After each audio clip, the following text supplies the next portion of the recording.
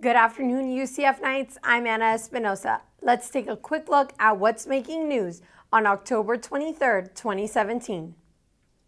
The critically acclaimed film The Florida Project is shining a light on life in Central Florida that sometimes remains in the dark. Nightly News reporter Alex Storer takes a look at the film and the issues it exposes. Disney World is often regarded as the happiest place on earth, but the Florida Project shows another side of tourism in Central Florida.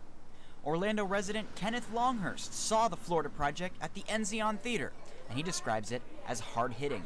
It gets really dark pretty quickly, and you kind of get an insight on like some pretty terrible parts of the Central Florida tourism industry. Director Sean Baker shot the film in Kissimmee, and it offers a unique perspective on childhood and poverty.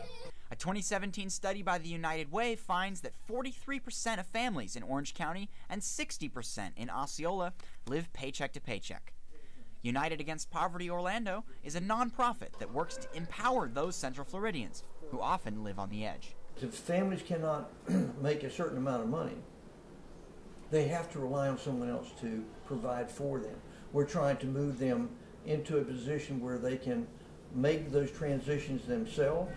It's amazing how many people in our community and in our state and in our country are almost totally unaware of what we're facing on the poverty scale all around us.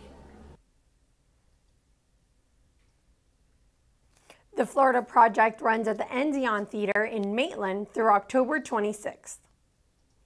And with Halloween approaching, trick-or-treating may be the last thing on your mind when you don't have a place to call home. But the UCF chapter of Children Beyond Our Borders, a nonprofit organization, makes it a reality for transitioning families staying at the Great Value Suites Motel.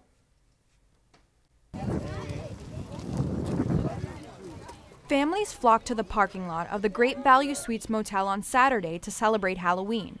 This is a very meaningful occasion for Madria Wilson and her 3 children who were sleeping in her car before they found temporary housing. It means that they're not stuck in the room, that they're not stuck in the room and that they can come out and participate in something that's, that's good.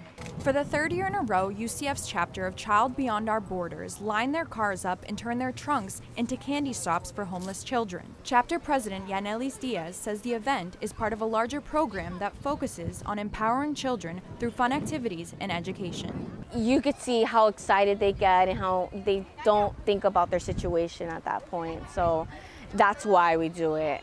This situation is becoming more common for students. A new study from the University of Florida found that 15,000 students in Central Florida are identified as homeless.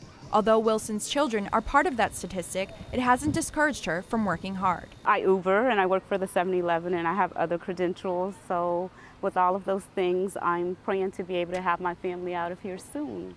Despite not yet having a place to call home, the Wilson kids are looking forward to the Thanksgiving event that will take place in the same location on November 18th. Reporting in Orlando, Alex Bozargian, UCF Nightly News. There are many opportunities on campus to help empower transitioning families. The UCF chapter of Children Beyond Our Borders is always looking for volunteers. To find out more, you can visit their website, chob.org. And the UCF football team continues to be unstoppable. The Knights defeated the Navy midshipmen with a final score of 31-21. This is the best start for UCF football in the history of the program, with a record of 6-0. After the win this weekend, the football team is now number 18 on the AP polls. The team is tied for first place with USF in the American Athletic Conference. Both teams have a conference record of 4-0. This could set up an interesting matchup between the Knights and the Bulls when they face off on Black Friday. And here's a quick look at our weather forecast for today. We are currently at 81 degrees with a high of 85 and a low of 71. We have a 60% chance of showers throughout the rest of the day. As for tomorrow, we have a high of 83 with a low of 62 degrees with a 50% chance of rain. We will have more on what you can expect with the weather during the week in our webcast tomorrow. That's all the time we have for now, but be sure to check out our newscast on Friday at 1 o'clock on Spectrum Channel 734.